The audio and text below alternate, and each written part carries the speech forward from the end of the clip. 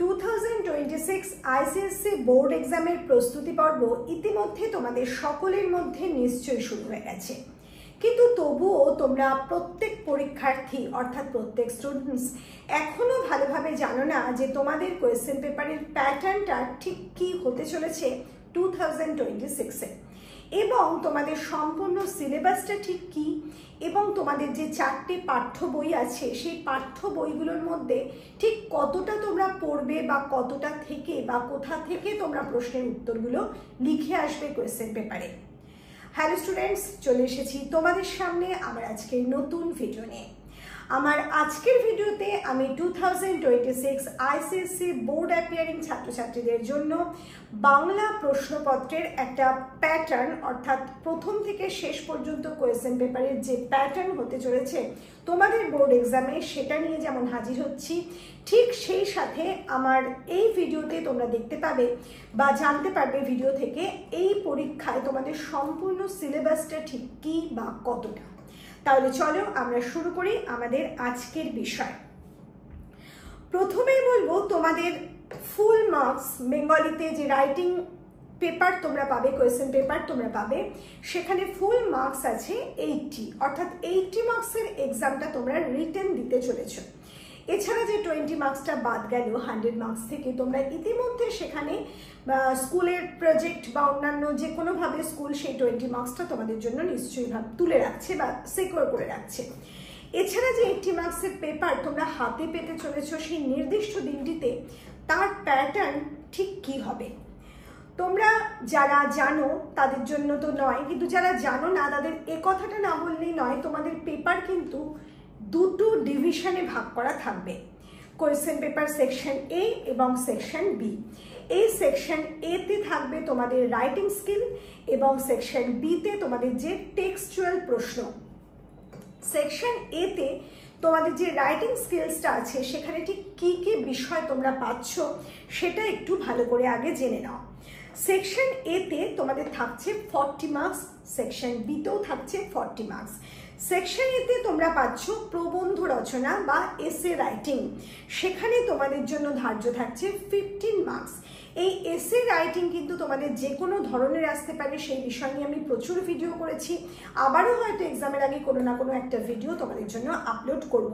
শুধু এটুকু জেনে রাখো, এই যে এসে পার্ট, সেখানে তোমাদের 1 নম্বরের প্রশ্নে মোটামুটি 4 থেকে 5টা অপশান তোমরা পাবে এসে রাইটিংয়ের জন্য, এবং এখানে একটা পিকচার কম্পোজিশনও তোমরা পাবে। তোমাদের অনেকের মনে প্রশ্ন থাকে পিকচার কম্পোজিশন লিখলে কম মার্কস হয়, কিন্তু কখনোই সেটা হয় না। সে বিষয়ে আমি অন্য কোনো ভিডিওতে কথা বলবো, আজকের ভিডিওর বিষয় সেটা নয়। চলে যাব পরের প্রশ্ন, যেখানে তোমরা পাচ্ছ পত্র রচনা। পত্র রচনা বা লেটার রাইটিং, এখানে তোমরা অপশন হিসাবে দুটো প্রশ্ন পাবে, আর দুটো প্রশ্নের মধ্যে একটা তোমাদের ফর্মাল লেটার আর একটা হচ্ছে পার্সোনাল লেটার। এই দুটো যে অপশন তোমরা পাচ্ছ তার থেকে যে কোনো একটা তোমাদের চুজ করে তোমাদের প্রশ্নের উত্তর লিখতে হবে।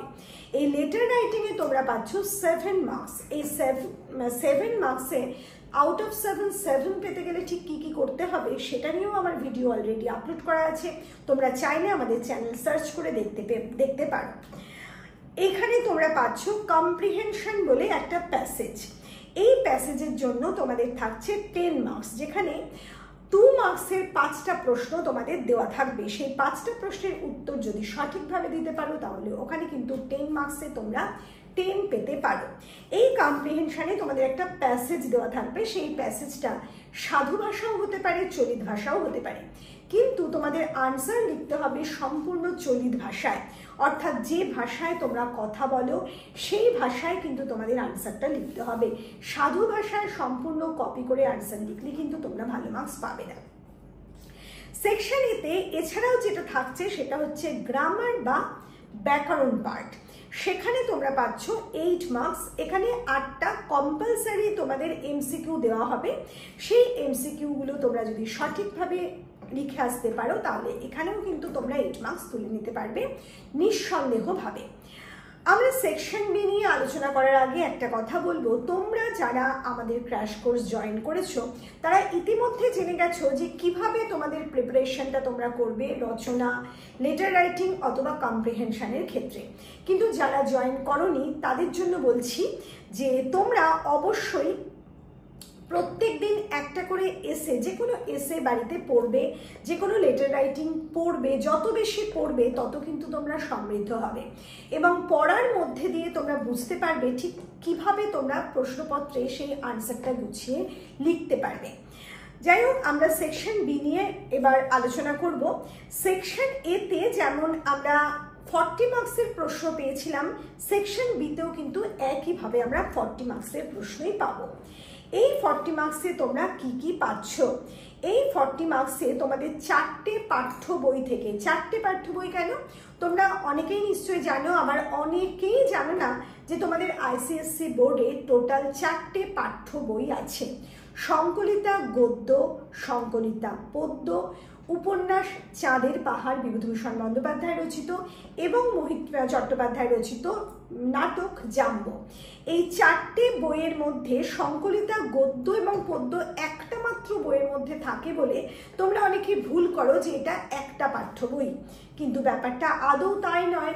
তোমাদের প্রত্যেকটা পার্ট অনুসারে, মানে সাহিত্যের 4টে পর্যায়কে 4টে বুক হিসাবে ধরা হয়, গদ্য, পদ্য, উপন্যাস এবং নাটক। এই 4টে বইয়ের থেকে মোট 12টা প্রশ্ন তোমাদের আসবে বা কোয়েশ্চেন পেপারে থাকবে। সেটা ঠিক কিভাবে থাকবে, কতগুলো প্রশ্নের উত্তর তোমরা লিখবে, সে বিষয়ে তো অবশ্যই আমরা আলোচনা করব। তারও আগে আর একটা বিষয় তোমাদের বলে রাখি, যারা আজকে আমাদের চ্যানেল প্রথম দেখছো, যদি আমাদের চ্যানেল ভালো লাগে তাহলে অবশ্যই আমাদের চ্যানেলে এই ভিডিওতে একটা লাইক করে যেও এবং আমাদের চ্যানেলকে সাবস্ক্রাইব করে রাখবে, কারণ তোমাদের এক্সামের আগে পর্যন্ত, ঠিক আগের মুহূর্ত পর্যন্ত, আগের দিনও আমি বলছি না, আগের মুহূর্ত পর্যন্ত তোমাদের জন্য বিভিন্ন ইম্পর্টেন্ট ভিডিও আমরা কিন্তু আমাদের চ্যানেলে তোমাদের জন্য আপলোড করব এবং সেই সমস্ত ভিডিও সঠিক সময়ে পাওয়ার জন্য আমাদের বেল আইকনের অল বাটনটা প্রেস করে রাখতে কেউ ভুলো না। আর অবশ্যই তোমাদের মূল্যবান কমেন্ট আমাদের কমেন্ট বক্সে রেখে যাবে। আর তোমরা যারা আমাদের এই যে আমি বলছি 12টা প্রশ্ন আসবে, সেই 12টা প্রশ্নের প্যাটার্ন তো আমি আজকে বলে দেবো, কিন্তু সেই সকল প্রশ্নের উত্তর দেওয়ার জন্য তোমাদের কিন্তু শুধুমাত্র টেক্সট বুক পড়লে চলবে না। সেই টেক্সট বুক পড়ার সাথে সাথে তোমাদের প্রশ্ন উত্তরের কিন্তু একটা প্র্যাকটিস সেশন বাড়িতে রাখতে হবে। কিভাবে প্রশ্নের উত্তর লিখবে, কোন ধরনের প্রশ্নগুলো তোমরা করবে, কিভাবে প্রশ্নগুলো তৈরি করে উত্তরগুলো রেডি করে নিলে তোমরা তোমাদের এক্সাম হলে গিয়ে কোনো রকম প্রশ্ন মিস করবে না, প্রত্যেকটা প্রশ্নের উত্তর লিখে আসতে পারবে, সেইভাবে নিজেদের প্রস্তুতি করবে। যারা ক্র্যাশ কোর্স প্রস্তুত করবে, যারা ক্র্যাশ কোর্সে আছো তাদের তো আমি হাত ধরে নিয়ে যাব, তাদের নিয়ে কোনো সমস্যা নেই, কিন্তু যারা আমার ক্র্যাশ কোর্সে নেই তাদের জন্যও আমি বলবো তোমরাও যাতে 95%-এর ওপর পাও, তাই জন্যই কিন্তু এই প্রস্তুতিটা তোমাদের জন্য আমি বলছি, এভাবেই তোমরা এগোবে। এবং তোমরা যারা মনে করছো তোমরা প্রশ্ন কিরকম আসবে বা কি ধরনের প্রশ্ন করে রাখলে সব আনসার লিখতে পারবে, বুঝতে পারছো না, তারা অবশ্যই আমাদের 8777416211 নাম্বারে হোয়াটসঅ্যাপ করে আমাদের প্রত্যেকটা বিষয়ের উপরে নোটস, পিডিএফ নোটস রাখা আছে, তোমরা চাইলে সেগুলো পারচেস করতে পারো। সেকশন এ থেকে সেকশন বি প্রত্যেকটা পাঠ্য বিষয় কিন্তু তোমরা সেখানে পেয়ে যাবে, একমাত্র কম্প্রিহেনশনটা ছাড়া। যাই হোক, আমরা সেকশন বিতে যে 12টা প্রশ্নের কথা বললাম, সেই 12টা প্রশ্ন তোমাদের কিভাবে আসবে সেটা বলি। তোমাদের প্রত্যেকটা পাঠ্য বই থেকে 3টে করে প্রশ্ন রাখা হবে 10 মার্কসের, প্রত্যেকটা প্রশ্নের মান হচ্ছে 10 মার্কস। এই 10 মার্কসের মধ্যেও কিন্তু পার্ট মার্কস আছে, সেটা হচ্ছে 2 + 2 + 3 + 3, এভাবে তোমাদের প্রত্যেকটা প্রশ্ন দেওয়া হবে। এই 3টে প্রশ্নের মধ্যে তোমাদের চুজ করতে হবে তোমরা ঠিক কোন প্রশ্নগুলো লিখতে চলেছো। কিন্তু চুজ করবে কিভাবে? তোমরা 4টে বই থেকেই কি আনসার লিখবে তা কিন্তু মোটেই নয়।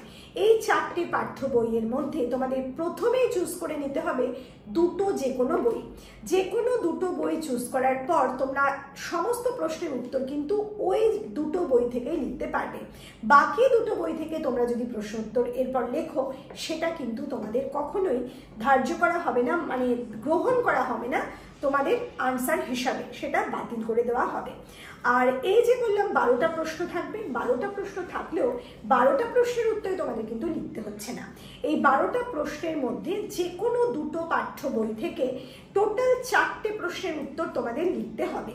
এই 4টে প্রশ্নের মধ্যেও কিন্তু কম্পালসারি একটা করে প্রশ্ন তোমাদের ওই চুজ করা দুটো বইয়ের প্রত্যেকটা থেকে লিখতে হবে। দুটো বইয়ের প্রত্যেকটা থেকে একটা একটা প্রশ্নের উত্তর দেওয়ার পর যে দুটো প্রশ্ন পড়ে থাকছে সেই আনসারটা দেওয়ার জন্য তোমরা দুটো বইকেই চুজ করতে পারো একটা একটা করে, অথবা যে কোনো একটা বই চুজ করতে পারো সমস্ত বাকি দুটো প্রশ্নের জন্য। তাহলে এভাবেই যদি তোমরা আনসারটা দাও তাহলে কিন্তু তোমাদের কোথাও কোনো সমস্যা হবে না। পাঠ্য প্রশ্নগুলো কিভাবে আসে সে কথায় আসবো, তার আগে বলে নেব আর একটা কথা। এই যে বললাম প্যাটার্ন, এই প্যাটার্ন তো তোমরা শুনে রাখলে এভাবে আসবে। এছাড়া প্রত্যেকটা বছর তোমরা প্রশ্নপত্র পাচ্ছ, সেই প্রশ্নপত্র দেখলেও মোটামুটিভাবে একটা আন্দাজ করতে পারছো, যতক্ষণ না কাউন্সিল নতুন কোনো নিয়ম বদলে তাদের নতুন নির্দেশ কিছু আমাদের কাছে পাঠান তার আগে পর্যন্ত। কিন্তু আমরা প্রত্যেক বছর আমাদের এই ইউটিউব চ্যানেলের তরফ থেকে দুটো মক টেস্ট, অনলাইন মক টেস্টের আয়োজন করি। এবছরও সেরকম দুটো মক টেস্ট তোমাদের জন্য অনুষ্ঠিত হবে। তোমরা চাইলে সেই মক টেস্ট দুটোতে অংশগ্রহণ করতে পারো। সেই মক টেস্টটার জন্য অবশ্যই একটা সামান্য ফিজ তোমাদের দিতে হবে, কিন্তু সেই মক টেস্ট তোমরা যদি ফেস করো তাহলে সম্পূর্ণ বোর্ড প্যাটার্নের প্রশ্ন তোমরা হাতে পাবে এবং সেই প্রশ্নের উত্তর লেখার একটা সুযোগ পাবে, অর্থাৎ একটা ট্রায়াল এক্সাম তোমরা কিন্তু দেবার সুযোগ পাবে। শুধুমাত্র দেবার সুযোগ পাবে তা নয়, আমি কিন্তু প্রত্যেকটা প্রশ্ন খুঁটিয়ে দেখে আবার আনসার শিটটাও তোমাদের দিয়ে দিই। কাজেই এই সমস্ত বিষয়টা তোমাদের হাতের মুঠোয় পাওয়ার জন্য এবং বোর্ড এক্সামের সমস্ত ভয় কাটিয়ে টেনশন ফ্রিভাবে এক্সামে বসার জন্য এই মক টেস্টটা তোমরা যদি বসতে চাও অবশ্যই বসতে পারো। অগাস্টের শেষের দিকে আমরা এর অ্যানাউন্সমেন্ট নিয়ে আসছি এবং সম্ভবত নভেম্বর থেকে এই মক টেস্টটা শুরু করা হবে। যাই হোক, আমরা প্যাটার্নের কথা বলছিলাম। এই যে 12টা প্রশ্ন তোমাদের আসবে, প্রত্যেক বই থেকে 3টে করে প্রশ্ন থাকবে। এই যে 3টে করে প্রশ্ন তোমাদের প্রত্যেক বই থেকে দেওয়া হবে, ধরো গদ্য বা পদ্য থেকে আমি বলছি, যদি ওখান থেকে প্রশ্ন হয় সেক্ষেত্রে কি হবে, প্রশ্ন তো হবেই। সেই প্রশ্নগুলোর ক্ষেত্রে প্রত্যেকটা গদ্য বা পদ্যের নাম এবং লেখকের নাম কিন্তু তোমাদের প্রশ্নপত্রে লেখা থাকবে। কিন্তু তার মানে কি তোমরা ওই লেখকের নাম বা গল্পের নাম বা কবিতার নামের স্পেলিং শিখবে না? তা কিন্তু একেবারেই নয়। প্রত্যেক লেখকের নাম, কবির নাম এবং তাদের স্পেলিং অবশ্যই তোমাদের ভালো করে শিখতে হবে, কারণ সেটা তোমাদের আনসারে তোমরা যদি উল্লেখ না করো তাহলে কিন্তু তোমরা কখনোই 10 আউট অফ 10 পাবে না, যতই তোমরা সম্পূর্ণ আনসার ভালোভাবে লিখে আসো। সেই কারণেই তোমাদের কিন্তু এই বিষয়টা মাথায় রাখতে হবে।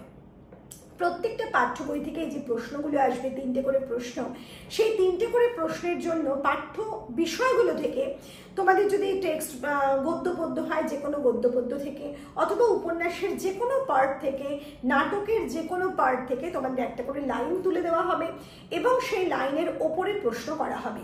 কিন্তু তার মানে এই নয় শুধুমাত্র ওই লাইনের ওপরেই প্রত্যেকটা প্রশ্ন হবে। এই যে 4টে প্রশ্ন 2 + 2 + 3 + 3 তোমরা পাচ্ছ, সেখানে কিন্তু তোমরা ওই লাইনটা তোলার অর্থ এই নয় যে প্রশ্নের প্রত্যেকটা আনসার তোমাকে ওই লাইনের কথা মনে রেখেই দিতে হবে, তা একেবারেই নয়। তুমি যখন আনসারটা লিখবে তোমাকে সম্পূর্ণ গদ্য বা পদ্য বা উপন্যাস বা নাটকের নিরিখেই আনসারটা লিখতে হবে, যেমন প্রশ্ন আসবে তার পরিপ্রেক্ষিতে। কাজে তোমাদের প্রত্যেকটা টেক্সট খুব ভালোভাবে পড়া কিন্তু অত্যন্ত গুরুত্বপূর্ণ। কাজে আজকের ভিডিওটা যদি তোমরা প্রথম থেকে শেষ পর্যন্ত দেখে থাকো তাহলে নিশ্চয়ই বুঝতে পারছো যে তোমাদের কয়েকটা ধাপের মধ্যে দিয়ে বা কয়েকটা স্টেজের মধ্যে দিয়ে যেতে হচ্ছে। কারণ 95% মার্কস তোমরা যদি তুলতে চাও বা 95% মার্কসের থেকে বেশি মার্কস তুলতে চাও তাহলে পজিটিভলি তোমাদের টেক্সট ভালো করে পড়তে হবে, টেক্সটটা ভালো করে বুঝতে হবে। তার জন্য আমাদের চ্যানেলে প্রত্যেকটা বিষয়ের এক্সপ্লেনেশন ভিডিও আপলোড করা আছে, তার সামারি ভিডিও বহু চ্যাপ্টারের ক্ষেত্রে আপলোড করা আছে, সেই সমস্ত ভিডিওগুলো তোমরা দেখতে পারো।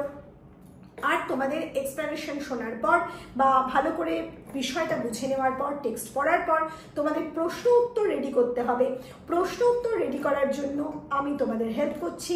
তোমরা যদি মনে করো আমাদের PDF নোটস পারচেস করতে পারো, এরপর তোমরা কিন্তু একটা ট্রায়াল এক্সামও দিতে পারো যদি আমাদের মক টেস্ট ফেস করো। তাহলে এই সমস্ত part by part, stage by stage তোমরা যদি পার হও এবং আমার সমস্ত কথাগুলো অক্ষরে অক্ষরে পালন করো, তাহলে আমি নিশ্চিন্ত করে বলে দিতে পারি তোমরা ICSE-তে অন্যান্য সমস্ত সাবজেক্টের সাথে সাথে বাংলাতেও 95% অথবা তার বেশি, এমনকি 100-এ 100 পর্যন্ত তুলে দেখিয়ে দিতে পারো যে বাংলাতেও মার্কস পাওয়া যায়। তাহলে চলো, আমাদের আজকের ভিডিও আমরা এখানে শেষ করছি। খুব তাড়াতাড়ি তোমাদের সামনে হাজির হব নতুন কোনো ভিডিও নিয়ে। খুব ভালো থেকো।